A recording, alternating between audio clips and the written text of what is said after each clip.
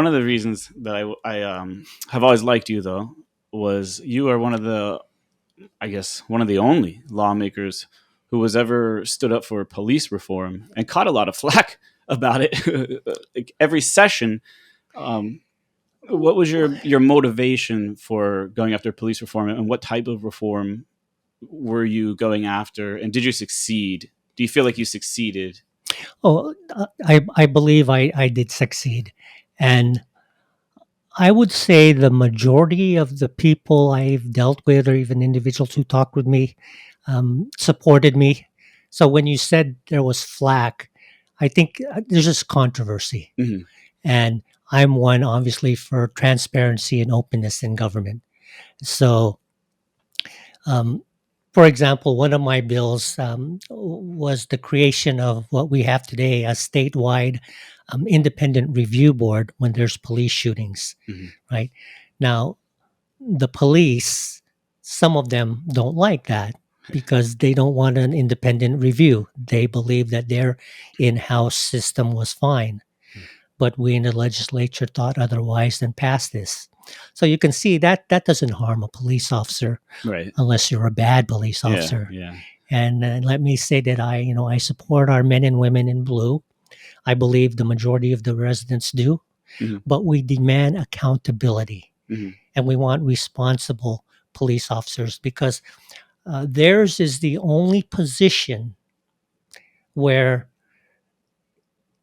someone can say stop and you can just, if for just about everyone else, you can just ignore them and walk away in public. Hmm. But if a police officer says stop, you generally have to stop because of the badge and the power and authority that they have.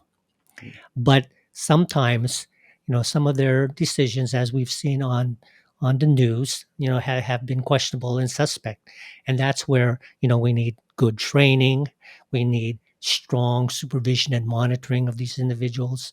And we need a good review of their performance. Hmm. And I'm just looking at improving the police department. For example, and I'll say one thing with Chief Kealoha when he was in office. I approached him. I introduced legislation that said officers couldn't drink alcohol and carry their gun because they could Which prior. blows my mind. Like that's kind of It, like common sense. You don't. right, and it was the judgment of the officer in most cases, right? Oh. Mm. But there were incidences that have had led to shootings. Where officers were involved, and one very um, publicized one was on the King Street shooting, where a waitress or bartender was shot by a police officer who was showing off his gun. Oh wow. And, Yeah, I didn't know about and that. oh yeah, I have the newspaper articles, but you know, uh, it's basic improvement of departments, and as lawmakers, it's our job to make sure all departments and agencies are doing well. And like you said, but most people like to believe that the police are the good guys, and they are.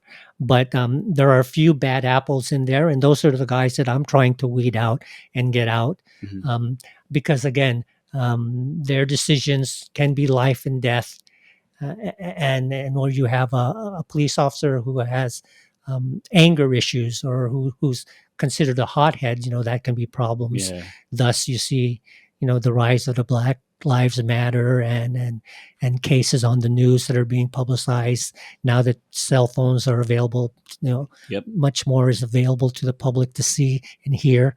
So yeah, I'm just talking about improvements in state government all around, and the police and law enforcement are a part of that state government. And by the way,